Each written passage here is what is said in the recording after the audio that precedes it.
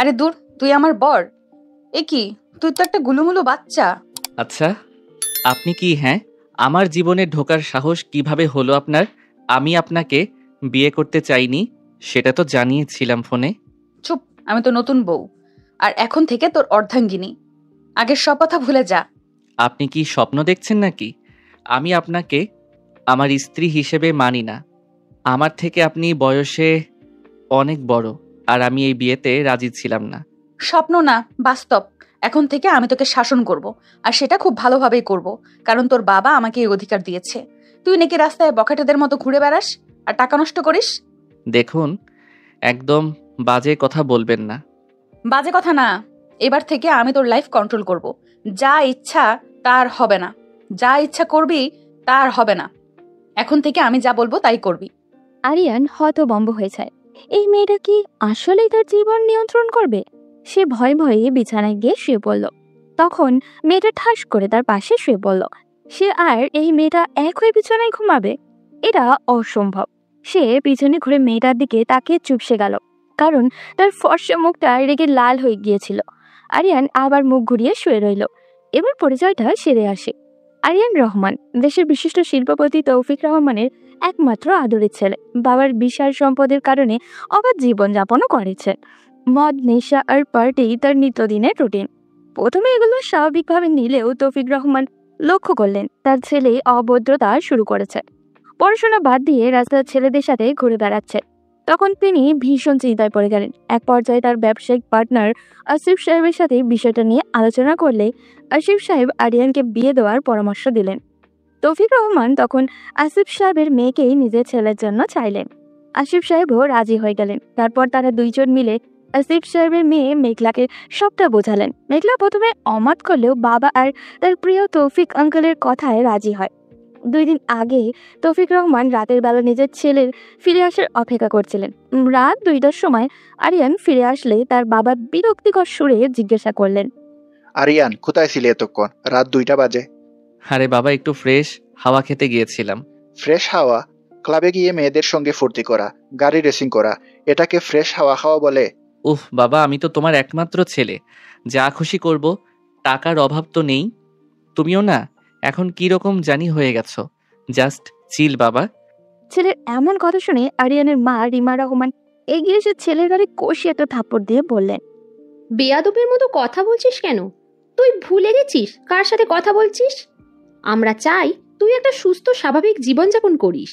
আম্মু, তুমি হঠাৎ এমন করছো কেন? তোমরা যেই স্বপ্ন দেখছো, তোমাদের সেই স্বপ্ন আমি কোনোদিন পূরণ করতে পারবো না। আমি আমার মতো চলবো। তৌফিক রহমান বুঝলেন আসল কথাটা এখন বলতে হবে, তাই গভীর শ্বাস ফেলে বললেন, খুব ভালো, তবে এবার আমি আমার শক্তি দেখাবো। আমার সব সম্পদ থেকে তোমাকে সরিয়ে দিলাম।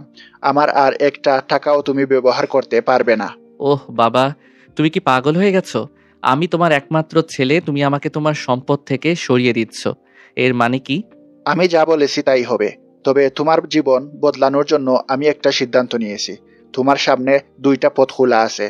হয় তুমি এভাবে জীবনযাপন করবে, এতে করে তোমাকে আমার সকল সম্পত্তি ছেড়ে চলে যেতে হবে।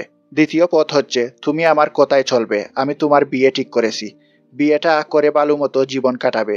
এতে করে তুমি আবার আমার সবকিছু ব্যবহার করতে পারবে। কি? বিয়ে মানে কি বাবা? আমার কি বিয়ের বয়স হয়ে গেছে? আর কি সব আজে বাজে বলছো? আরিয়ানের মা তার বাবার সাথে যোগ দিলেন। গম্ভীর কণ্ঠে বললেন, হ্যাঁ, যা শুনেছ ঠিকই শুনেছ। এই বিয়ে তোমাকে মানতেই হবে। এটা আমাদের চূড়ান্ত সিদ্ধান্ত। না হলে তোমার বাবা যেটা বলল সেটাই হবে। এই রাতের বেলা? হাউ ফানি মা! আমি বিয়ে করব, তাও একটা অচেনা মেয়েকে? হঠাৎ করে এসে বললেই কি বিয়ে করা যায় নাকি? মেয়েটা যে অপরিচিত সেটা তোমাকে কে বলল? যাই হোক, এত কিছু বলতে চাই না। তোমার সিদ্ধান্ত তুমি জানিয়ে দিও কাল। মানে বাবা, কথাটা শুনো আমার। কিন্তু তৌফিক রহমান কোনো কথা না বলে রুমে চলে গেলেন। আরিয়ান রাগে পাগল হয়ে যায়, কিন্তু বাবা মায়ের ব্যবহার থেকে বুঝে এবার সে সত্যিই বড় বিপদে পড়েছে। এর পরদিন কোনো মতে কাটলেও রাতে টাকার প্রয়োজন পড়ে। টাকা না পেয়ে মাথা নষ্ট হয়ে যায় ওর। বাধ্য হয়ে বিয়ের জন্য হ্যাঁ বলে, কিন্তু তাকে অবাক করে দিয়ে তার বাবা পরের দিনই তার বিয়ের পড়িয়ে দেন। এরপর কি হলো তা তো আপনারা জানেনই। সকালবেলা বিশাল ডাইনিং টেবিলে সবাই বসে আছে। নতুন বইয়ের পাশে বসে আছে আরিয়ান। মেয়েটা তাকে জোর করে তুলে নিয়ে এসেছে, না হলে সে সাধারণত 12টার আগে উঠে না। হঠাৎই দরজা খুলে তার শ্বশুর বাড়ির লোকজন ঢোকে। মেঘলার বাবা, মা, ছোট ভাই, খালা সবাই এসেছে। মেঘলার বাবা আসিফ আহমেদ হাসি মুখে এগিয়ে এসে বললেন, কি খবর জামাই, কেমন আছে? আরিয়ান চুপচাপই বসেছিল, কোনো কথা বলছিল না। আসিফ সাহেব আবার হেসে জিজ্ঞাসা করতেই আরিয়ান নিজের জায়গা থেকে উঠে যায়। অহংকারী ভঙ্গিতে আসিফ সাহেবের দিকে তাকিয়ে বলল, হ্যাঁ ভালোই আছি, মানে যতটুকু ভালো থাকা যায়। আচ্ছা, আপনাদের প্ল্যানটা কি বলেন তো? আমার তো মনে হয় আমার বাবার এই সম্পত্তি পুরোটা পাওয়ার জন্যই আপনার এই প্ল্যান। আমাকে জোরপূর্বক আপনার মেয়ের কাছে বিয়ে দেওয়া হলো। সবাই অবাক হয়ে আরিয়ানের দিকে তাকালো। আসিফ সাহেবের রাগ করার কথা, কিন্তু তিনি বেশ হাসি মুখেই কথাগুলো সহ্য করলেন। মেঘলার মা রোহেনা আহমেদ বিষয়টা আড়াল করার জন্য মৃদু হাসি দিয়ে বললেন, আরিয়ান বাবা, তুমি রাগ করো না। একদিন তো সেই বিয়ে করতেই হতো, একটু না হয় আগেই করলে। আর আমাদের মেঘলা খুব ভালো মেয়ে। রেহিনা আহমেদ কোথায় আরিয়ান হেসে উঠল। এগিয়ে গিয়ে মেঘলার মায়ের মুখের উপরে আঙুল উঠিয়ে বলল, ভালো মেয়ে তাই না?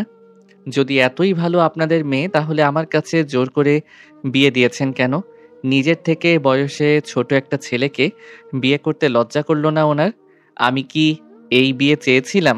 মেঘলার ছোট ভাই তামিম বিষয়টা মেনে নিতে পারল না। সে আরিয়ানের সামনে এসে ভ্রু কুচকে বলল, দুলা ভাই, আপনি কি ইচ্ছে করে অভদ্রতা করছেন? আমার বাবা কেন আপনাদের সম্পত্তির প্রতি লোভ দেবে? আমাদের কি কোনো অভাব আছে? হয়তো আপনাদের মতো এত নেই, তবে আলহামদুলিল্লাহ যতটা আছে এতটা নিয়ে আমরা খুব সন্তুষ্ট আছি। আমার বোনকে আমরা জোর করে বিয়ে দেইনি, বরং আপনার বাবা হাত পা ধরে বাধ্য করেছে বিয়ে দেওয়ার জন্য। তাই ভদ্র ভাষায় কথা বলুন। ও রিয়েলি? তোর কাছে আমি ভদ্রতা শিখব? শোন, আমি এসব শুনতেই চাই না কে কি করেছে। আমি জাস্ট এটা জানি আমার এই বিয়েতে কোনো মত ছিল না। আমি এই বিয়ে মানি না। আরিয়ানের কথায় ঘরের পরিবেশ থমথমে হয়ে যায়। মেঘলা চোখ সরু করে তাকিয়ে থাকে, কিন্তু কোনো কথা বলে না। তৌফিক রহমান নিজের রাগ কন্ট্রোল করতে না পেরে আরিয়ানের গালে ঠাস করে একটা থাপ্পড় মারে। তারপর বলেন, বেয়াদব, এটা কি ধরনের আচরণ? সবার সামনে এভাবে আমাকে অপমান করার জন্য তোমাকে বড় করেছি। উনারা তোমার গুরুজন, উনাদের সাথে কিভাবে কথা বলতে হয় জানো না? বাবা প্লিজ, আমি কোনো ভদ্রলোক সাজতে পারবো না। আমি নিজের ইচ্ছায় এই বিয়ে করিনি, আর আমি এই নাটকও আর সহ্য করতে পারছি না। বলেই আরিয়ান রেগে রুমে চলে যায়। এর কিছুক্ষণ পরই মোবাইলে কথা বলতে বলতে নিচে নামে। দোস্ত, প্ল্যান আছে আজ, একদম ক্রেজি পার্টি করতে হবে। তোরা কোথায় এখন? আরে দোস্ত, তোর না কাল বিয়ে হলো, নতুন বউ রেখে কি পার্টি করতে পারবি? বিয়ে মাই ফুট, আমি যা চাই তাই করি। আমি বিয়ে করেছি মানে এই না যে বন্দি হয়ে গেছি। আমি আসছি, তোরা ক্লাবে আয়। বলে সে বসা থেকে বেরিয়ে যায়, আর কেউই কিছু বলার সুযোগ পায় না। এদিকে তৌফিক সাহেব নিজের বন্ধুর সামনে দাঁড়িয়ে মাথা নিচু করে বলেন, বন্ধু, তুই আমাকে ক্ষমা করে দিস। আমার ছেলের ব্যবহারের জন্য আমি লজ্জিত। আরে দূর, কি বলিস? আমরা তো জেনেই বিয়ে দিয়েছি, আস্তে আস্তে সব ঠিক হয়ে যাবে। এখন চলো আড্ডা দেই সবাই মিলে। তৌফিক সাহেব আড়ালে চোখের জল মুছলেন। মেঘলা চুপচাপ রুমে গিয়ে বসে রইল। তার কিছুই ভালো লাগছে না। একটা প্রাইভেট ক্লাব, পার্টি চলছে, আলো ঝলকানি, গান বাজনা চারিদিকে। আরিয়া তার বন্ধুদের মাঝেই বসে আছে। টেবিলে দামি মদ, দোয়ার কুণ্ডলি উঠছে চারিদিকে। অনেক একটা গ্লাস তুলে বলল, আরিয়ান, তুই আসলে অনেক বড় ঝামেলায় পড়ছিস। দোস্ত, এখন কি করবি? অনেকের কথা শেষ হতে না হতেই রুদ্র হাসতে হাসতে বলল, দোস্ত, নীরার মতন এত সুন্দর মেয়েদের আমাদের ফ্রেন্ড সার্কেলে রেখে তুই একটা বুড়ো মেয়েকে বিয়ে করলি? এটা সত্যি মেনে নেওয়ার মতন না। ছিছি আরিয়ান বেবি, আমি ভাবতেই পারছি না তুই আমাকে রেখে কিভাবে অন্য মেয়েকে বিয়ে করলি। তুই জানিস না আমি তোকে কতটা লাভ করি। আরিয়ান তখন তাদের দিকে হাসতে হাসতে বলে, তোরা কি ভাবছিস আমি এই বিয়েটা মেনে নিয়ে সংসার করব? আরে ধুর, এই বিয়ে টিকবে না, আমি এটা মেনে নেব না। তোর প্ল্যান কি তাহলে? আরিয়ান মদের গ্লাস হাতে নিয়ে একটা চুমুক দিয়ে রেখে দিল।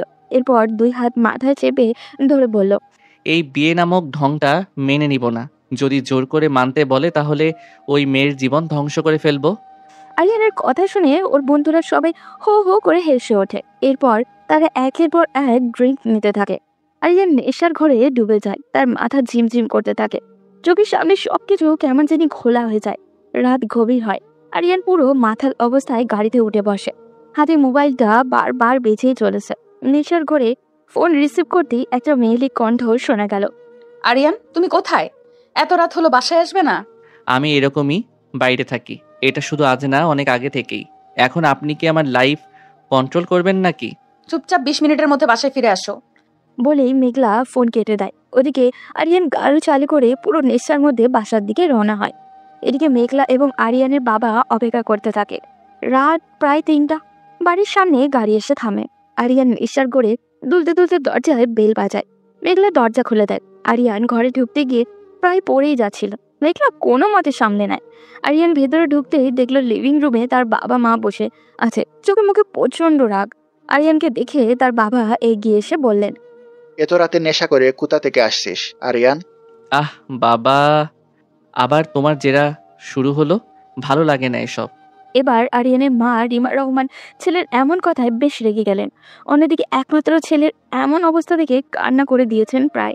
সোফা থেকে উঠে আরিয়ানের সামনে এসে কঠিন গলায় বললেন, তোমাকে কি আমরা এই শিক্ষা দিয়েছিলাম আরিয়ান? মধ্যরাতে এইভাবে মাথা লয়ে ফিরতে লজ্জা করে না তোমার? নতুন বউকে বাসায় একা রেখে বাইরে গিয়ে বাজে পার্টি করতে হবে কেন?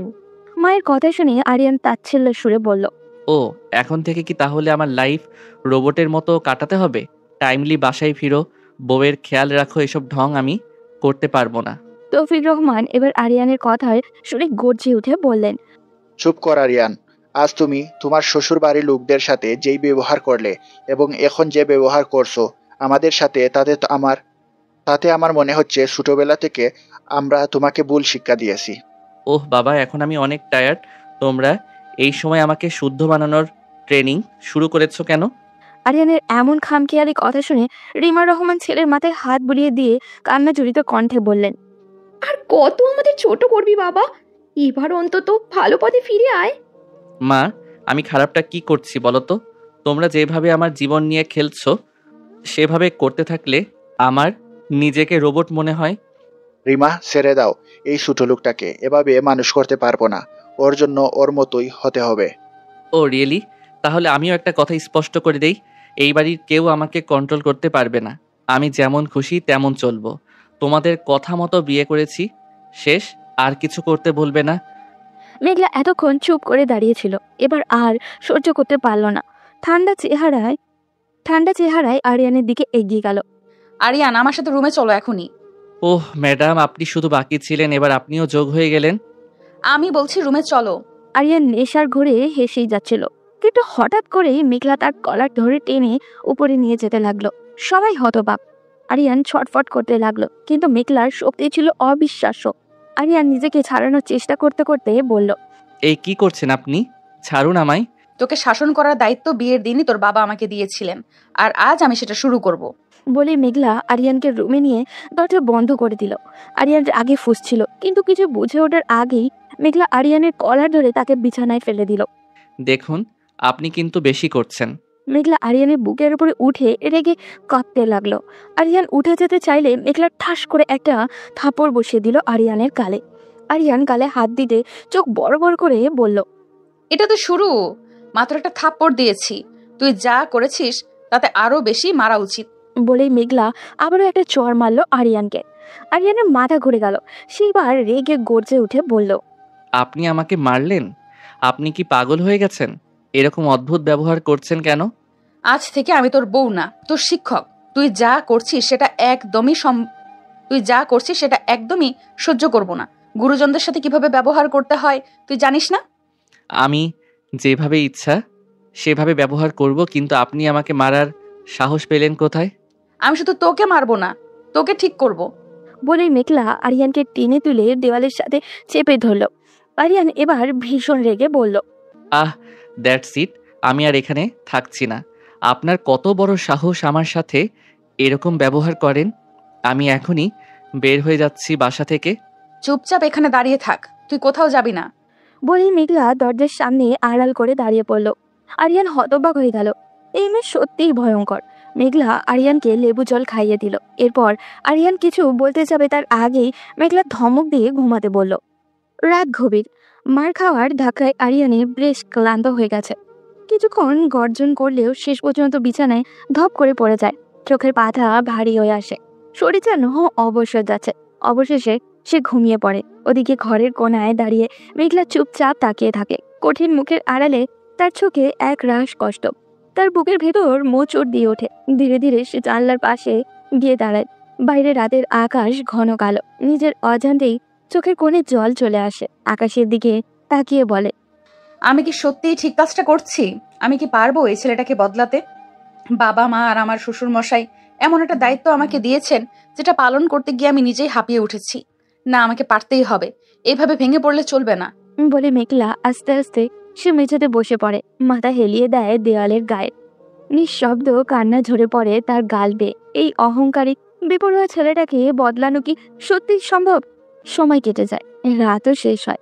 ভোরের আজান শোনা যায় ওই দূর থেকে। মেঘলা চোখ মুছে উঠে দাঁড়ায়। এক মুহূর্ত দেরি করে না, সোজা গিয়ে আরিয়ানের ঘুমন্ত শরীরের পাশে দাঁড়ায়। ঘুমন্ত অবস্থায় কি মায়াবী লাগে আরিয়ানকে।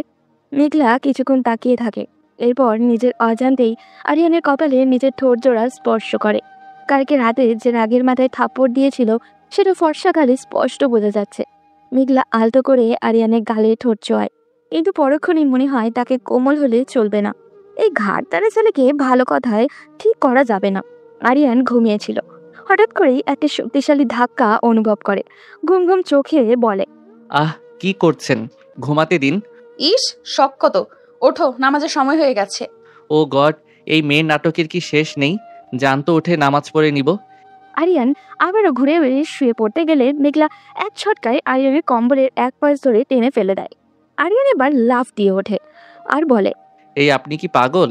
এই ভোর রাতে পাগলামি শুরু করলেন কেন? চুপচাপ ওঠো, নামাজ পড়তে হবে। আমি বললাম তো একটু পর উঠে পড়ে নিব। আর আমি কি ছোট বাচ্চা যে আপনি ঠিক করে দেবেন আমি কি করব? ঠিক ধরেছো সোনা। এখন থেকে তোমার লাইফের সব আমি ঠিক করে দিব, কারণ তোমার বুদ্ধি এখনো ছোট বাচ্চাদের মতোই। আপনি আসলেই অসহ্য। তুই যদি আজ নামাজ না পড়িস তাহলে আমি তোকে আবার মারবো। কালকে রাতে থাপ্পড়ের কথা নিশ্চয়ই ভুলে যাসনি। আরিয়ান বিরক্ত হয়ে উঠে বসে, মাথা চুলকায়। মেঘলা কোনো কথা না বলে এক গ্লাস পানি ছিটিয়ে দেয় আরিয়ানের মুখে। আরিয়ান বিরক্তিতে চিৎকার করে বলে। আরিয়ান কিছুক্ষণ তাকিয়ে থাকে, এরপর গজগজ করতে উঠে দাঁড়ায়। নিজের মনে মনে বলতে থাকে, এই মেয়েটা আসলেই পাগল। আমার বাবা একে খুঁজে পেল কোথায়? বলে কোনো মতে অজু করে মসজিদের দিকে রওনা হয়। ভেতরে প্রচন্ড রাগ হলেও মনে মনে কেমন একটা অদ্ভুত অনুভূতি হয় আরিয়ানের। কখনো ভোরে ঘুম ছেড়ে নামাজে যেতে হয়নি, আজ এই মেয়েটার কারণেই যেতে হচ্ছে। নামাজ শেষে যখন আরিয়ান বের হয় তখন বাইরে দাঁড়িয়েছিলেন তৌফিক রহমান। তিনি চোখ বড় বড় করে তাকিয়েছিলেন, যেন বিশ্বাসই করতে পারছেন না তার ঘাড় তেরা ছেলে এত সকালে ফজরের নামাজে এসেছে। তিনি এগিয়ে গিয়ে হাসি মুখে জিজ্ঞাসা করলেন, আরিয়ান, তুই মসজিদে নামাজ পড়তে এসেছিস নাকি? আরিয়ান বিরক্ত হয়ে মুখ কুঁচকে বলল, আলহামদুলিল্লাহ, আমি তো ভাবতেই পারিনি যে তুই বিয়ের 2 দিনের মাথায় নামাজে আসবি। আরিয়ান কিছু বলে না, শুধু মাথা নিচু করে হাঁটতে থাকে। তার বাবার মুখের এই প্রশান্তি সে বহুদিন দেখেনি। মনে মনে হালকা অস্বস্তিও লাগে, যেন নিজের রাগের জন্য অপরাধ বোধ হচ্ছে। বাসায় ফিরে এসে তৌফিক রহমান সোজা গিয়ে মেঘলার সামনে দাঁড়ায়। মেঘলা তখন রান্না করে সকালের নাস্তার আয়োজন করছিল। তৌফিক রহমান নরম গলায় ডাক দিলেন, মা মেঘলা। মেঘলা হঠাৎ নিজের শ্বশুরের গলা শুনে চমকে উঠে জিজ্ঞাসা করে, জি আব্বু, কোনো কিছুর প্রয়োজন? না মা, তোমাকে ধন্যবাদ দিতে আসলাম। তুমি যে দায়িত্ব নিয়েছো সেটার ফল আজকেই দেখতে পেলাম। এখন মনে হচ্ছে আমি ভুল সিদ্ধান্ত নেইনি। এটা তো আমার দায়িত্ব আব্বু, আপনি শুধু দোয়া করবেন আমাদের জন্য। এই বাবার দোয়া সব সময় তোমার মাথার উপর আছে মা। তোমার মতো মেয়েকে আমার ছেলের বউ হিসেবে পেয়ে আমি গর্বিত। শ্বশুরের কথায় মেঘলার চোখ ঝলমল করে ওঠে। সে মাথা নিচু করে ফেলে। প্রথমবারের মতো মনে হলো সে হয়তো কিছুটা হলেও আরিয়ানকে ঠিক পথে নিয়ে এসেছে। এরপর সবাই নাস্তা করতে বসে। নাস্তা শেষ করার পর আরিয়ান বিরক্তি মাখা মুখে চেয়ার থেকে উঠে দাঁড়ায়। চোখ ঢলতে ঢলতে রুমে গিয়ে ঘুমিয়ে যায়। আর মেঘলা শাশুড়ির সাথে পুরো বাড়িটা ঘুরে দেখে আর আরিয়ানের ছোটবেলার গল্প শুনে হেসে গড়াগড়ি খায়। ওদিকে আরিয়ান দুপুরে খাবার শেষ করে সবার দিকে তাকিয়ে বলে, অনেক হলো সাধুর জীবন, এবার একটু ফ্রেশ হাওয়া নিতে চাই। আমার জন্য কারোর অপেক্ষা করতে হবে না। আমি সময় হলে এমনিতেই ফিরে আসব। মেঘলা আরিয়ানের কথায় কিছু না বলে শুধু একবার তাকায়। বুঝতে পারে আর কিছু একটা ঘটাতে যাচ্ছে এই ছেলে, কিন্তু কিছু বলে না। আরিয়ান বের হয়ে যায়। বিকেলবেলা শহরের সবচেয়ে জনপ্রিয় ক্যাফের পাশে আরিয়ান তার বন্ধুদের সাথে আড্ডা দিচ্ছিল। তাদের মধ্যে ছিল রুদ্র, অনিক এবং শুভ। সবসময় আরিয়ানের সাথেই থাকে এরা। রুদ্র হাতে থাকা সিগারেটটা টান দিয়ে বলে, শুনছিস তোরা, আমাদের হিরো তো এখন বইয়ের হাতে বন্দী। ওর কথায় নামাজে পড়তে শুরু করেছে। ওহ, ভালোই তো। আমি ভাবছি তোর জন্য একটা টুপি কিনে দেব আরিয়ান। আরিয়ান চোখ সরু করে বন্ধুদের হাসি মাখা মুখগুলোর দিকে তাকায়, কিন্তু হঠাৎ করে ধমক দিয়ে বলে, একদম চুপ। তোরা কি আমার বন্ধু শালা? আমি আসলাম একটা সমাধান খোঁজার জন্য, আর তোরা আমাকে নিয়ে মজা করছিস। এমন সময় পাশে টেবিল থেকে এক ছেলেকে উঠে এসে আরিয়ানের দিকে বাঁকা চোখে তাকায়। তার নাম নাসির, এলাকার বকাটে একটা ছেলে। এতক্ষণ আরিয়ান আর তার বন্ধুদের কথা আড়ি পেতে শুনছিল। সে আরিয়ানের দিকে তাকিয়ে তার ছেলের সুরে বলে, আরে আরে, তোদের বড় লোক বাবার পয়সাওয়ালা ছেলে এখন বইয়ের কুকুর হয়ে গেছে নাকি? আরিয়ান প্রথমে চুপচাপ ছিল, কিন্তু বইয়ের কুকুর কথাটা শুনতে তার মাথায় যেন রাগ ফুলে ওঠে। মুহূর্তের মধ্যে চেয়ার ঠেলে উঠে দাঁড়ায়। নাসিরের সামনে গিয়ে কলার ধরে বলে, তোর মুখ সামলে কথা বলবি। তুই কি আমাকে জানিস না আমি কি করতে পারি? ও তাই নাকি? তা কি করবি শুনি? লজ্জা করে না বড় বড় কথা বলতে? তুই একটা মেয়ের কাছে থাপ্পড় খেয়ে বন্ধুদের কাছে হেল্প চাচ্ছিস, আর আমরা দেখেও কিছু বলবো না? এটা কিরকম কথা? আরিয়ান এক মুহূর্ত দেরি করলো না, সোজা এক ঘুষি বসিয়ে দিল নাসিরের মুখে। মুহূর্তের মধ্যেই পরিস্থিতি কেমন জানি ভয়াবহ উঠল। নাসিরও রেগে গিয়ে প্রতিরোধ করলো। টেবিল ছেড়ে দুপক্ষের কয়েকজন এসে যোগ দিল। আরিয়ান প্রচন্ড রেগে গিয়ে মারামারি শুরু করলো, কিন্তু এক পর্যায়ে নাসিরের এক বন্ধু এটার টুকরো দিয়ে তার হাতে আঘাত করলো। আরিয়ান ব্যথায় চিৎকার দিয়ে উঠলো। তার হাত কেটে গেছে, রক্তও পড়ছে, কিন্তু রাগে উন্মাদ হয়ে সে আরেক ঘুষিতে নাসিরকে ফেলে দিল। চারপাশের লোকজন জড়ো হতে থাকে। একসময় পুলিশ আসার কথা শুনে সবাই দৌড়ে পালায়। আরিয়ানও কোনো মতে গাড়ি চালিয়ে বাসায় ফেরে। বাসায় ঢুকতেই সবাই চমকে যায়। হাতে রক্ত, শার্ট ছেঁড়া, মুখে চোটের দাগ। আরিয়ানের মা রিমা রহমান এই অবস্থা থেকে চিৎকার দিয়ে বলেন, আরিয়ান, এটা কি করেছিস? তোর এই অবস্থা কেন বাবা? তৌফিক রহমান দৌড়ে আসলেন। এসে এই অবস্থা দেখে রাগে গর্জে উঠে বললেন, আজ আবার মারামারি? তুই কি কোনোদিন মানুষ হবি না? সবার এমন চিৎকার চেঁচামেচি দেখে আরিয়ান বিরক্ত হয়ে বলল, প্লিজ লেকচার দিতে এসো না, পথ ছাড়ো, আমি রুমে যাব। বলে সে সোজা নিজের রুমে যেতে চায়, কিন্তু মেঘলা তার সামনে দাঁড়িয়ে পড়ে। হাত দেখি। মানে? বললাম কোথায় আঘাত লেগেছে, হাতটা দেখাও। বলেই আরিয়ানের আঘাত পাওয়া হাতটা মেঘলা তুলে ধরে। আরিয়ান কিছু বলতে যাবে, কিন্তু হঠাৎ ব্যথায় আর্তনাদ করে উঠল। মেঘলা কপালে ভাঁজ ফেলে হাতের দিকে তাকায়, রক্ত থামেনি। মেঘলা কিছু না বলে তার হাত টেনে ধরে বসিয়ে দেয় সোফায়। আরিয়ান চমকে উঠে বলে, আরে কি করছেন? মেঘলা দাঁতের দাঁত চেপে কঠিন গলায় বলে, চুপ করে বসে থাকে এখানে।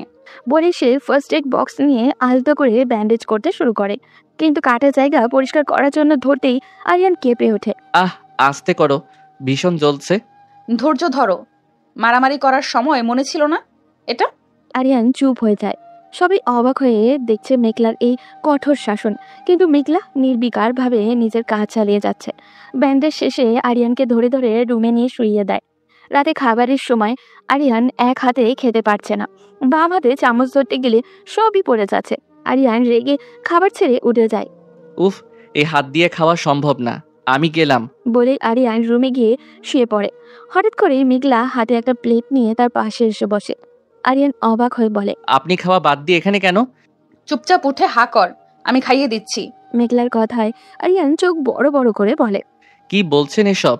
মেঘলা কোনো উত্তর না দিয়ে আরিয়ানকে টান দিয়ে সোজা করে বসায়। এরপর এক লোকমা ভাত তার মুখের সামনে ধরে। আরিয়ান হালকা পিছিয়ে গিয়ে বলে, আপনি কি আমার সাথে মজা করছেন? মজা করতে যাব কেন? তোর হাত তো ঠিক নেই, নিজে খেতে পারবি না, তাই আমি খাওয়াচ্ছি। আমি নিজের হাতেই খেতে পারবো, এখন খিদে নেই তাই চলে এসেছি। আমি বলেছি হা কর, তো সাহস তো কম না আমার কথার অবাধ্য হোস। আরিয়ান অবাক হয়ে মেঘলার দিকে তাকিয়ে থাকে। মেঘার চোখে এমন এক শক্তি যা তাকে বাধ্য করে মুখে তুলতে। অনিচ্ছা সত্ত্বেও সে হা করে মেঘলার খাবার মুখে তুলে দেয়। আরিয়ান মুখ বাঁকায়, কিন্তু কিছু বলে না। এভাবে ধীরে ধীরে খাবার শেষ হলে মেঘলা প্লেট রেখে এসে আরিয়ানের মাথায় তার নিজের বুকে চেপে ধরে বলে, আর কখনো মারামারি করতে দেখলে আমি নিজেই তোকে হাসপাতালে পাঠিয়ে দেব। আরিয়ান মেঘলার এমন কাণ্ডে চোখ সরু করে বলে, মানে কি এসবের? যা বললাম তা মনে রাখিস। তুই বুঝিস না আমার কষ্ট হয়, এরপরও কেন এরকম আচরণ করিস? আরিয়ান থমথমে মুখে তাকিয়ে থাকে মেয়েটার দিকে। মেঘলা যা বলছে সেটা যে মিথ্যা তা নয়। আরিয়ান খুব ভালো করেই জানে সে মেঘলাকে কষ্ট দিয়েই যাচ্ছে। সকালের সূর্য উকি দিচ্ছে, কিন্তু রহমান পরিবারের পরিবেশ আজ থমথমে। ড্রয়িং রুমে বসে আছেন তৌফিক রহমান, রিমা রহমান ও মেঘলা। আরিয়ান তখনও ঘুমিয়ে আছে। তৌফিক রহমান ভীষণ চিন্তিত, কপালে ভাঁজ স্পষ্ট। গভীর গলায় বললেন, আমি আর পারছি না রিমা, প্রতিদিন ছেলেটা নতুন নতুন ঝামেলা করছে, মারামারি, পার্টি, নেশা, কোনো কিছু বাদ দিচ্ছে না। আমি ওকে সঠিক পথে ফেরাতে চাই, কিন্তু কিভাবে করব মাথা কাজ করছে না। আমিও চাই ও ঠিক হয়ে যাক, কিন্তু কোনোভাবেই আমাদের কথা শুনতে চায় না। মেঘলা খুব শান্তভাবে দুজনের কথা শুনছিল। তারপর সে ধীরে ধীরে কথা বলে উঠল। আরিয়ানকে ঠিক করার একটাই উপায় আছে আব্বু। তৌফিক রহমান ও রিমা দুজনেই অবাক হয়ে মেঘলার দিকে তাকায়। তৌফিক রহমান কপালে ভাঁজ ফেলে জিজ্ঞাসা করেন, কি উপায় মা? আব্বু, আরিয়ানকে টাকা পয়সা দেওয়া পুরোপুরি বন্ধ করে দিন, এরপর যা করার আমি করব।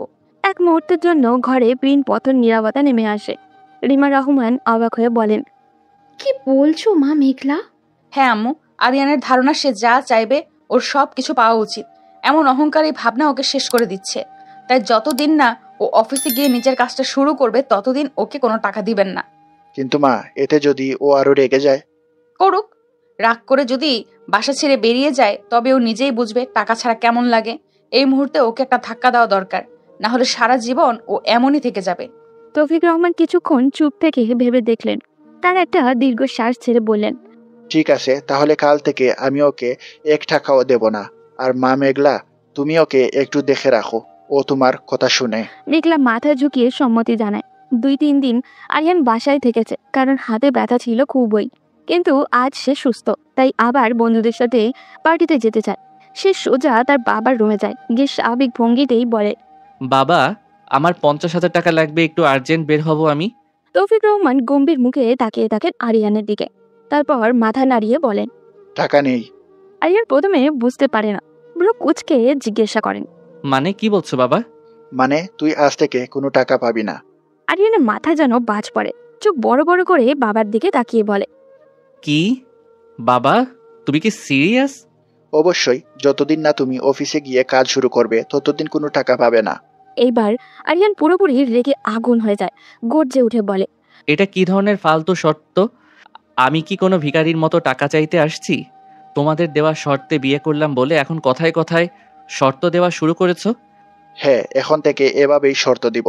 তুমি পুরুষ মানুষ, বাবার টাকা উড়ানোর জন্য জন্ম নাওনি, নিজে উপার্জন করার জন্য জন্ম নিয়েছো। আমি তোমার অফিসে যাব না, আর আমার যা খুশি তাই করব। তুমি কি ভাবছো এইসব লেইম শর্ত দিয়ে আমাকে আটকে ফেলবে? বলেই আরিয়ান রাগে গজগজ করতে করতে বাসা থেকে বেরিয়ে যায়। পরবর্তী 2-3 দিন আরিয়ান কোনোভাবে বন্ধু বান্ধবের কাছ থেকে টাকা ধার নিয়ে চালিয়ে নেয়। কিন্তু একসময় সে বুঝতে পারে ধার নিয়ে সবকিছু ম্যানেজ করা যাচ্ছে না।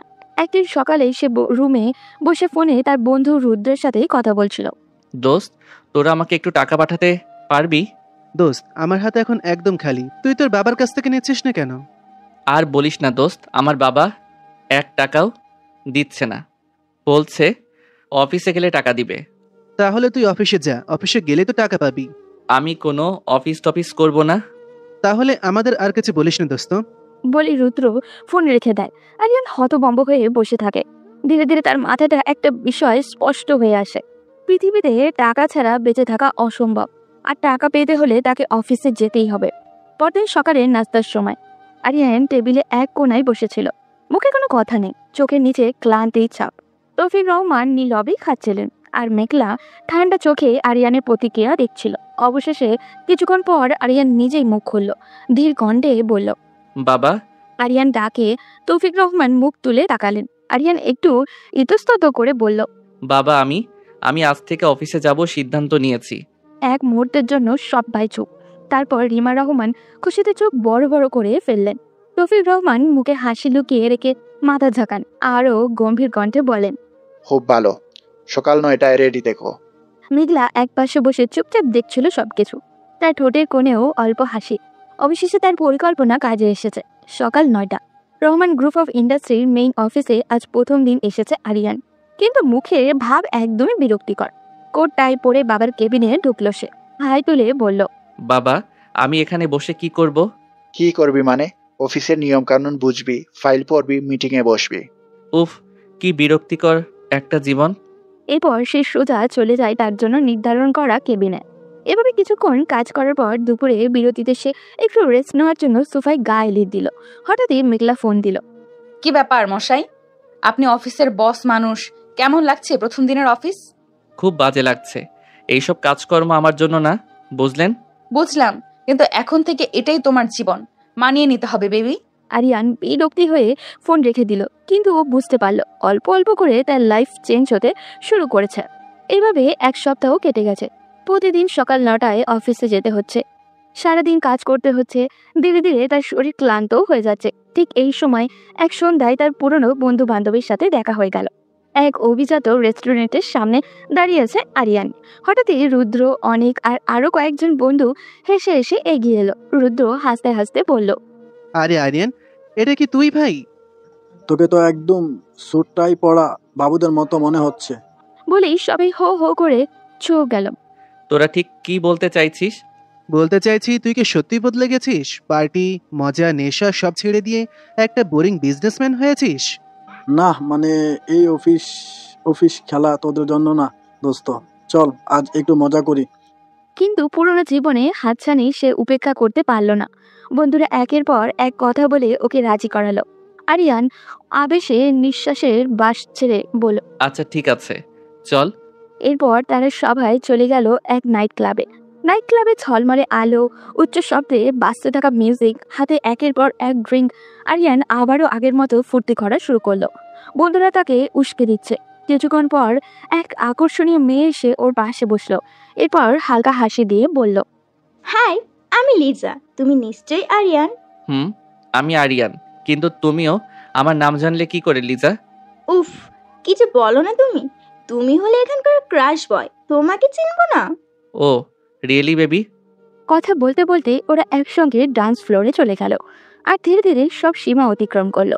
পরদিন সকালবেলা আরিয়ান একটা অপরিচিত অ্যাপার্টমেন্টের বেডে শুয়ে আছে, তার পাশে লিজা। আরিয়ান মাথায় হাত দিল। রাতে সবকিছু মনে পড়তে শুরু করলো। আরিয়ান মাথায় হাত দিয়ে বলতে শুরু করলো, ও গড, আমি এটা কি করলাম? আমার এটা করা একদম উচিত হয়নি, একদম না। কিন্তু এখন আর কিচ্ছু করার নেই। সে দ্রুত বের হয়ে বাসার দিকে রওনা দিল। বাসার দরজা খুলতেই সবাই ওর দিকে তাকালো। মেঘলা, ওর বাবা মা সবাই চিন্তায় অস্থির হয়েছিল। রিমা রহমান কান্না করে আরিয়ানকে জড়িয়ে ধরে বললেন, আরিয়ান বাবা, তুই কোথায় ছিলি সারা রাত? ও মা, ছাড়ো তো, সব সময় তোমাদের এইসব ন্যাকামো ভালো লাগে না। আরিয়ানের মা এবার নিজের ছেলের কাছ থেকে দূরে সরে আসলেন। এটা কি বললো তার ছেলে? তিনি তার এই ছেলেকে যেন চিনতেই পারছেন না। ওদিকে মেঘলা কিছু বলছে না, শুধু এক দৃষ্টিতে তাকিয়ে থাকলো আরিয়ানের দিকে। তৌফিক রহমান তখন আরিয়ানের কাছে এসে বললেন, তোর এই বেহায়াপনা আমরা মেনে নেব না। অনেক হয়েছে, এখন সবকিছুর সীমার বাইরে চলে যাচ্ছে। শুনো বাবা, আমাকে ভয় দেখাতে এসো না। যাও, যা পারো করো। মেঘলা ধীরে ধীরে উঠে দাঁড়ালো। আরিয়ানের কাছে এসে কান্না করে বলল, ভেবেছিলাম তোমাকে কিছুটা হলেও ঠিক পথে আনতে পেরেছি, কিন্তু আজ প্রমাণ করে দিলে আমার ধারণা সম্পূর্ণ মিথ্যা। আমি আসলেই ব্যর্থ। আজ থেকে তোমার যা ইচ্ছা তুমি তাই করো, আমি আর তোমার সাথে কোনো কথা বলবো না। বলেই মেঘলা কান্না করতে করতে রুমে চলে গেল। ওদিকে আরিয়ান অবাক হয়ে তাকিয়ে রইল। পরের কয়েকদিন মেঘলা একদমই চুপচাপ হয়ে গেল। আরিয়ান যদি ইচ্ছা করে কথা বলতে চায়, তবুও মেঘলা একটা কথারও উত্তর দেয় না। নাস্তার টেবিলে মেঘলা আসতো, কিন্তু একদম চুপচাপ খেয়ে চলে যেত। রাতে ঘরে গেলেও মেঘলা কোনো কথা বলতো না, এমনকি ওর দিকে তাকাতও না। এইরকম কিছুদিন চলার পর অবশেষে আরিয়ানের ভেতরে কিছু অনুভূতি তৈরি হতে শুরু করলো। রাতে বিছানায় শুয়ে আরিয়ান একদম শান্তভাবেই ভাবছিল। আগে মেঘলা সব সময় কথা বলতো, ঝগড়া করতো, খুনসুটি করতো, কিন্তু এখন তো একদমই চুপ থাকে। এটা কেন হচ্ছে? কোনোভাবে আরিয়ান বুঝতে পারলো মেঘলার এই পরিবর্তন ওর জন্য কষ্টদায়ক হয়ে উঠেছে। কেন সে মেঘলাকে নিয়ে এত চিন্তা করছে? না, কোনো উত্তর নেই ওর কাছে। আরিয়ান এইগুলোর উত্তর জানার জন্য পাগল হয়ে গেছে। রাত তখন প্রায় 10টা। মেঘলা বেডরুমে বসেই বই পড়ছে। আরিয়ান দরজায় দাঁড়িয়ে চুপচাপ দেখছে। মেঘলার সেদিকে কোনো খেয়ালই নেই। আরিয়ান মেঘলার কাছে এসে গলায় নরম সুর এনে ডাক দিল, মেঘলা। কিন্তু মেঘলা পাত্তাও দিল না। শুনেও না শোনার ভান করে বইয়ে চোখ রাখলো। আরিয়ান আরো এগিয়ে গিয়ে মেঘলার কাছে অনুরোধ করে বলল, প্লিজ কথা বলেন। এইভাবে চুপ করে থাকেন কেন কয়েকদিন ধরে? আরিয়ানের এই কথা শুনে মেঘলা আবারও চোখ তুলে তাকালো। মুখে স্পষ্ট অভিমান। আরিয়ানের দিকে তাকিয়ে বেশ শান্ত কণ্ঠেই বলে, আমি কি কথা বলবো? আমার কথার কোনো মূল্য আছে তোমার জীবনে? আমি যত কিছুই বলি না কেন, তোমার জীবন তো তোমার ইচ্ছে মতোই চলছে। আরিয়ান এবার মেঘলার সামনে এসে হাঁটু গেড়ে বসে পড়ল। মেঘলা আরিয়ানের এমন ব্যবহার দেখে বেশ চমকেই গেল। আরিয়ান ঠিক কি করতে চাইছে সেটা বুঝতে মেঘলা পারছে না। আরিয়ান হাঁটু গেড়ে বসে হালকা হাসি দিয়ে বলল, আপনি এভাবে চুপ করে থাকলে আমার কষ্ট হয়। কেন কষ্ট হয় আমি জানি না, তবে আপনি আমার অভ্যাসে পরিণত হয়ে গেছেন। আপনার সাথে আমার কথা বলাই লাগবে। মেঘলা তখন তার ছেলের একটা হাসি দিয়ে বলল, কি বললে তুমি? কষ্ট হয়? তোমার মতো নিষ্ঠুর একটা মানুষের কি কষ্ট নামক অনুভূতি আছে? হ্যাঁ হয়, আর সেটা কেন হয় জানি না বলেই আমার কাছে মনে হচ্ছে আপনার সাথে কথা বলা জরুরি। মেঘলা এবার উঠে দাঁড়ালো। আরিয়ানা নিজের জায়গা ছেড়ে মেঘলার মুখোমুখি হলো। তখন মেঘলা গম্ভীর কণ্ঠে বলল, যদি সত্যি আমার সাথে কথা না বললে তোমার কষ্ট হয়, তাহলে কেন তুমি প্রতিবার আমাকে কষ্ট দাও? কেন আমার কথার কোনো দাম দাও না? আমি সবকিছু ছেড়ে তোমাকে আপন করতে চাইছি, কিন্তু তুমি বারবার আমাকে ধ্বংস করে দিচ্ছ। আরিয়ান চুপ। কি বলবে ও, কি বলবে বুঝেই উঠতে পারছে না। তার কিচ্ছু তো বলার নেই। মেঘলা যে কথাগুলো বলছে তার বিন্দু পরিমাণও মিথ্যে নয়। আরিয়ানকে কথা বলতে না দেখে মেঘলা আবারও বলে উঠল, আমি আর পারছি না আরিয়ান, সবকিছুর একটা সীমা থাকে। ভালোবাসা না থাকলে সংসার করার নাটক করে কি লাভ? সংসারে বাঁচতে হলে ভালোবাসার প্রয়োজন, যেখানে হারানোর ভয়ে দুজনেরই চোখ ভিজবে। আরিয়ান কিছুক্ষণ বলতে পারল না। তার মাথায় প্রচন্ড যন্ত্রণা শুরু করলো। তাই সেখান থেকে এক প্রকার পালিয়ে চলে এলো। মেঘলাও বাধা দিল না, কারণ নিজেকে ভালো করে জানার জন্য, নিজেকে পর্যালোচনা করার জন্য একাকিত্বের প্রয়োজনীয়তা আছে। আর সেই একা সময়টা মেঘলা আরিয়ানকে দিতে চায়। মেঘলা আবারও বইয়ে মন দিল, কিন্তু চোখের কোণায় পানি কেমন চিকচিক করছে। ইচ্ছা করলেও পড়ার মনোযোগ দিতে পারছে না। তার মনে একটাই চিন্তা, আরিয়ান কি এবার সত্যিই অনুশোচনায় অনুভব করলো? কিন্তু পরদিন সকাল, মেঘলা ফোন হাতে নিয়ে সোফায় বসেছিল। হঠাৎ তার ফোনে একটা অপরিচিত নাম্বার থেকে নোটিফিকেশন এলো। মেসেজ ওপেন করতেই মেঘলা চোখে বিস্ফোরিত হলো। কিছু ছবি, একটি নাইট ক্লাবে তোলা, যেখানে আরিয়ান এক মেয়েকে জড়িয়ে ধরে আছে। আরো কয়েকটা ছবি, যেখানে আরিয়ান একটা মেয়েকে জড়িয়ে ধরে শুয়েও আছে। ছবিগুলো দেখে পরিষ্কার বোঝা যাচ্ছে আরিয়ান সেদিন এই মেয়েটার সাথেই রাত কাটিয়েছিল। মেঘলাও হাত কাঁপতে লাগলো, নিঃশ্বাস ভারী হয়ে গেল, চোখের কোণ দিয়ে পানি গড়িয়ে পড়লো ওর। ঠিক তখনই আরিয়ান রুমে ঢুকলো। মেঘলাকে এভাবে দাঁড়িয়ে থাকতে দেখে হালকা হাসি দিয়ে বলল, কি ম্যাডাম, আজ তো মনে হচ্ছে আপনার একটু রাগ কম। এভাবে রোবটের মতো দাঁড়িয়ে আছেন কেন? আরিয়ানের এমন কথা শুনে মেঘলার ভিতরে যেন আগুন জ্বলে উঠল। নিজের প্রিয় মানুষটাকে অবৈধভাবে অন্য কারোর সাথে থাকতে দেখলে যে কোনো মেয়েরই এরকম অনুভূতি হওয়ার কথা। মেঘলা দ্রুত উঠে দাঁড়ালো, ফোনটা আরিয়ানের দিকে ছুড়ে দিয়ে চিৎকার করে বলল, এটা কি আরিয়ান? মেঘলার এমন ব্যবহারে আরিয়ান বেশ চমকেই গেল। তাড়াতাড়ি ফোনটা হাতে নিল। আরিয়ান ফোন হাতে নিতেই ছবিগুলো দেখে আঁতকে উঠল। তার মুখ শুকিয়ে গেল। এই ছবিগুলো মেঘলা কোথায় পেল? এগুলো তো মেঘলার পাওয়ার কথা না। আর যদি কেউ পাঠিয়েও থাকে তাহলে সেই মানুষটাকে। আরিয়ান ভীষণ অবাক হলো। চোখ বড় বড় করে মেঘলার দিকে তাকিয়ে বলল, এটা আপনাকে কে পাঠালো?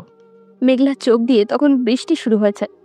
রাগে তার শরীর কাঁপছে। এগিয়ে এসে আরিয়ানের গলা চেপে ধরে বলল, আমি জানতে চাই না কে পাঠিয়েছে। আমি জানতে চাই এটা সত্যিই কি না। তুমি জাস্ট আমাকে একটা জিনিস ক্লিয়ার করো। আরিয়ান কিছু বলতে পারছিল না। ও জানে সেই রাতে কি হয়েছিল, কিন্তু এখন কিভাবে ব্যাখ্যা করবে, আর সেটা বললেও কি মেঘলা তাকে বিশ্বাস করবে? আরিয়ান মাথা নিচু করে নিল। আরিয়ানের মাথা নিচু করা দেখে মেঘলার আর বুঝতে বাকি রইল না ছবিগুলো আসলেই সত্য। মেঘলা এবার আরো জোরে কান্না করে দিল। আরিয়ানকে টেনে নিজের কাছে নিয়ে এসে কাঁপা কাঁপা কণ্ঠে বলল, ছি আরিয়ান, ছি। আমি ভেবেছিলাম তুই হয়তো নেশা করিস, বাবার টাকা উড়াস, সব আমি আমার ভালোবাসা দিয়ে জয় করে নিব। কিন্তু আজ এটা দেখার পর আমার আর কিচ্ছু বলার নেই। এত বড় একটা কাজ করার পরও তোর চেহারায় লজ্জার কোনো ছাপ নেই। তুই কি একবারও ভাবলি না আমি এটা দেখার পর আমার কিরকম লাগবে?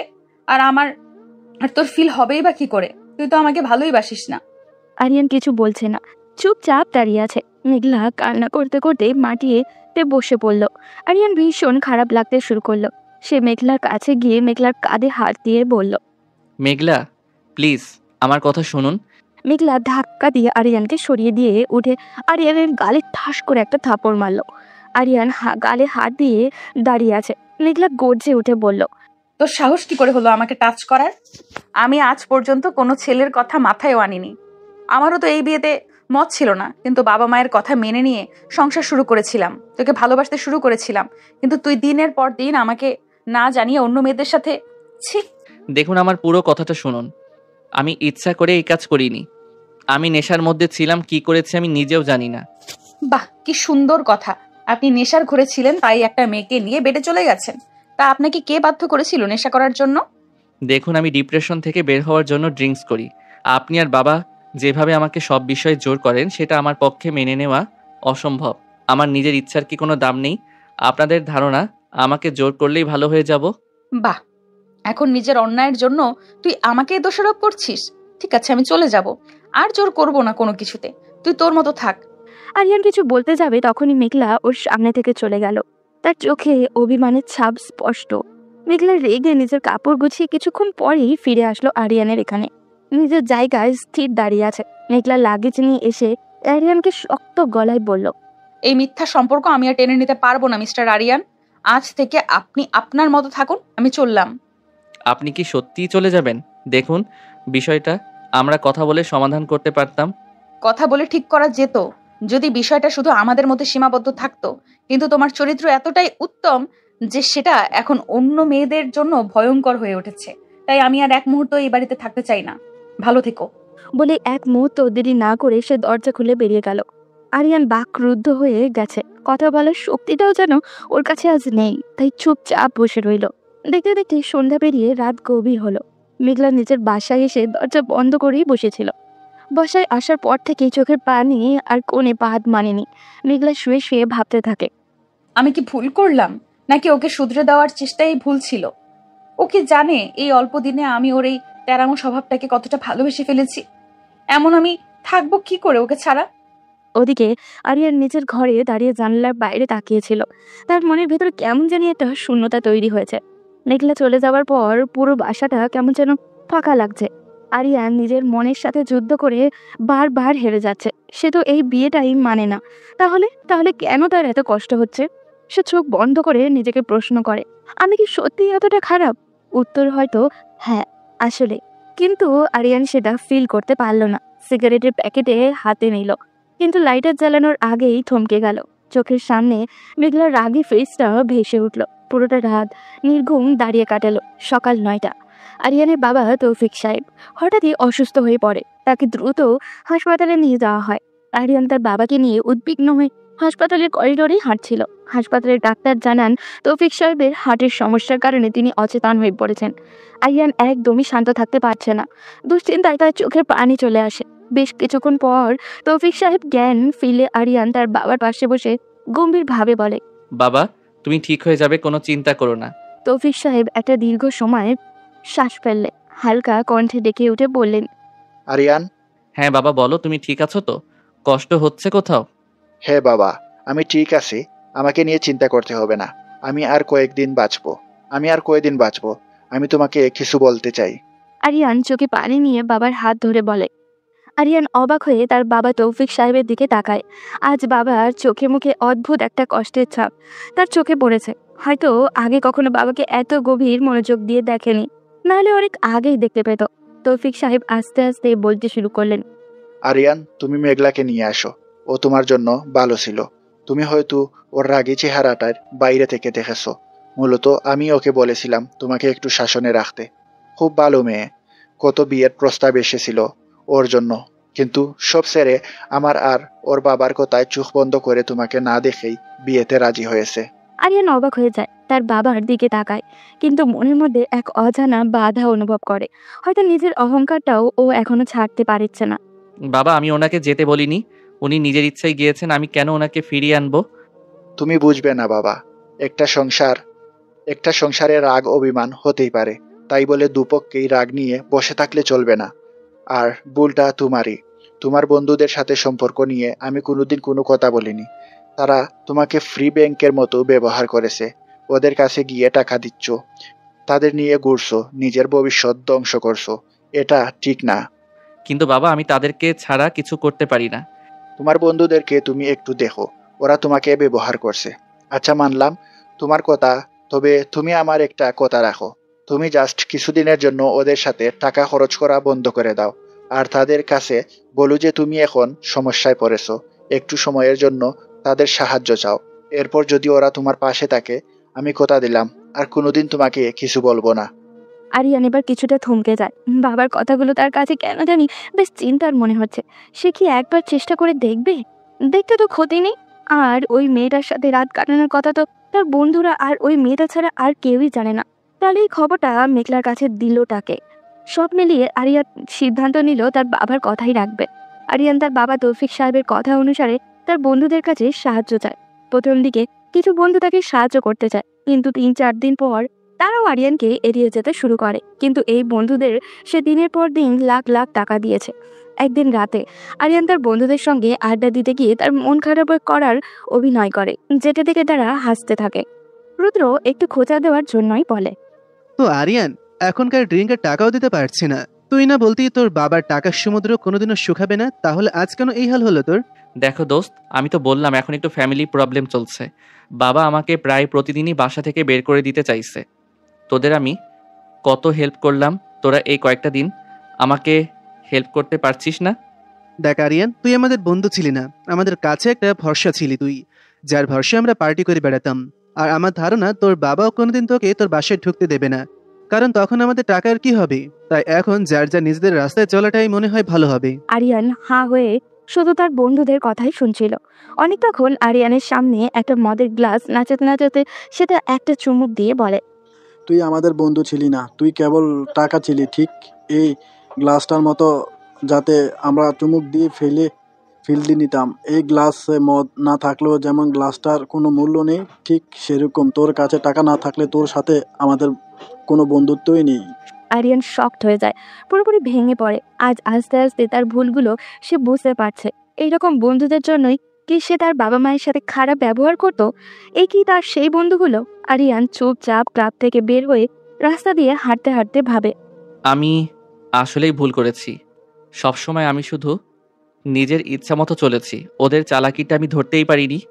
আমি শুধু মুখেই চালাক বলি, কিন্তু আমি আসলে ভীষণ বোকা, ভীষণ। আরিয়ান অন্ধকার রাস্তা দিয়ে হাঁটতে হাঁটতে উপলব্ধি করতে থাকে সে কোথায় কোন ভুলটা করেছে। হাঁটতে হাঁটতে বাসায় ফিরে আসে, তার মন ভারাক্রান্ত। এই ঘটনার পর সে নিজেকে খুবই ক্ষতিগ্রস্ত এবং একা অনুভব করে। কয়েকদিন কারোর সাথে কথা না বলে চুপচাপ রুমে বসে অজানা ভাবনায় ডুবে থাকে। তৌফিক সাহেব আর তার মা শুধু ছেলের অস্বাভাবিক পরিবর্তন দেখছিলেন। প্রায় 3 দিন পর আরিয়ান গিয়ে তৌফিক সাহেব ও তার মায়ের কাছে গিয়ে দাঁড়ায়, কান্না করে বলে, মা, বাবা, আমি জানি আমি অনেক ভুল করেছি। তোমাদের সবার সামনে আমি অপমান করেছি, নিজের মতো চলেছি। তোমরা প্লিজ আমাকে শেষবার একটা সুযোগ দাও নিজেকে পরিবর্তন করার। বলেই আরিয়ান কান্না করে তার বাবা মায়ের পা জড়িয়ে ধরে। আরিয়ানের বাবা এটা দেখে আরিয়ানকে তুলে শক্ত করে জড়িয়ে ধরেন। তৌফিক সাহেবও শান্ত কণ্ঠে বলেন, আরিয়ান, যা ঘটেছে তা এখন অতীত। তুমি নিজের ভুল বুঝতে পেরেছো, এটাই অনেক। তবে এটা তোমার জন্য একটা সুযোগ। যত দ্রুত পারো নিজেকে পরিবর্তন করো। এমনভাবে নিজেকে তৈরি করো যাতে সবাই তোমাকে দেখে ঘৃণা নয়, বরং হিংসা করবে। হ্যাঁ বাবা, তুমি নিজের ভুল বুঝতে পেরেছো, এটাই আমাদের জন্য সবচেয়ে আনন্দের। এখন থেকে সব ছেড়ে নিজের জীবনের প্রতি মনোযোগ দাও। এই স্বার্থপর দুনিয়ায় কেউ কারোর জন্য কিছু করে না। আরিয়ানের তার মায়ের কাছে গিয়ে মাকেও শক্ত করে জড়িয়ে ধরে বলল, আম্মু, আমি মেঘলাকে ফিরিয়ে আনতে চাই। আমি জানি আমি ওনাকে কতটা আঘাত করেছি, কিন্তু আমি ওনার কাছে ক্ষমা চাইবো। আমি ওনাকে ভীষণ মিস করছি মা, ভীষণ। আরিয়ান এবার পুরোপুরি ভেঙে পড়েছে। তার চোখের কোণে পানি জমে যায়। ছেলের এমন পরিবর্তনে তার বাবা মাও ভীষণ খুশি হন। তৌফিক সাহেব নিজের ছেলেকে শক্ত করে বুকে জড়িয়ে ধরে বললেন, তুমি ঠিক পথেই আছো বাবা। এবার তুমি নতুন করে সব শুরু করতে পারবে। তুমি যাও, গিয়ে বৌমাকে ফিরিয়ে নিয়ে আসো। মেয়েটা বড্ড কষ্ট পেয়ে চলে গেছে, হয়তো অভিমান করে আসতে চাইবে না। তুমি বেশি জোরাজুরি করো না, আমরা ওকে বুঝাবো। আমরা তোমার পাশে আছি। বাবার কথা শুনে আরিয়ান কিছুটা হলেও সাহস পায়। পরদিন সকালে আরিয়ান সোজা মেঘলার বাসায় চলে যায়। সেখানে গিয়ে মেঘলার পরিবারের সবাইকে সম্মান জানিয়ে সবার কাছে ক্ষমাও চায়। তারা সবাই চুপ করে তাকিয়ে থাকে। হঠাৎ আরিয়ানের এমন পরিবর্তন হয়তো তারাও আশা করেনি, কিন্তু মন থেকে তারাও অনেক খুশি হয়। আরিয়ান মেঘলার কথা জিজ্ঞাসা করতেই সবাই মেঘলার রুম দেখিয়ে দেয়। আরিয়ান একা মেঘলার রুমে প্রবেশ করে। মেঘলা তখন তার রুমেই বসেছিল। আরিয়ানকে দেখে মেঘলা চোখে যেন আগুন জ্বলে উঠল। হয়তো অভিমানে পাহাড়টা জমতে জমতে অনেক বড় পর্যায়ে পৌঁছে গেছে, তাই রাগে তার মুখ লাল হয়ে গেছে। আরিয়ান এই চেহারা দেখে ভয় পেয়ে যায়। কোনো উপায় না পেয়ে মেঘলার দিকে তাকিয়ে আস্তে করে বলে, মেঘলা, আমি জানি আমি আপনাকে কষ্ট দিয়েছি। আমি আসলেই দুঃখিত। আমাকে ক্ষমা করবেন প্লিজ। মেঘলা শান্তভাবে কিছুক্ষণ তাকিয়ে থেকে হঠাৎ দ্রুত উঠে দাঁড়িয়ে আরিয়ানের দিকে এগিয়ে আসে এবং আরিয়ানের গালে জোরে একটা থাপ্পড় মারে।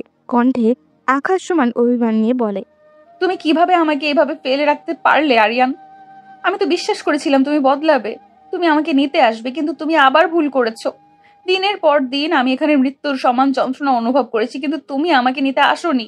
আরিয়ান কিছুক্ষণ চুপ থাকে, কিন্তু সে হাল ছাড়বে না। তার চোখে দৃঢ়তা, সে আজ মেঘলাকে ফিরিয়ে নিয়ে যাবে। আরিয়ান ধীরে ধীরে মেঘলার কাছে আসে, এরপর নিজের কান ধরে বলে, আমি তো আপনার কাছে আমার ভুল স্বীকার করছি মেঘলা।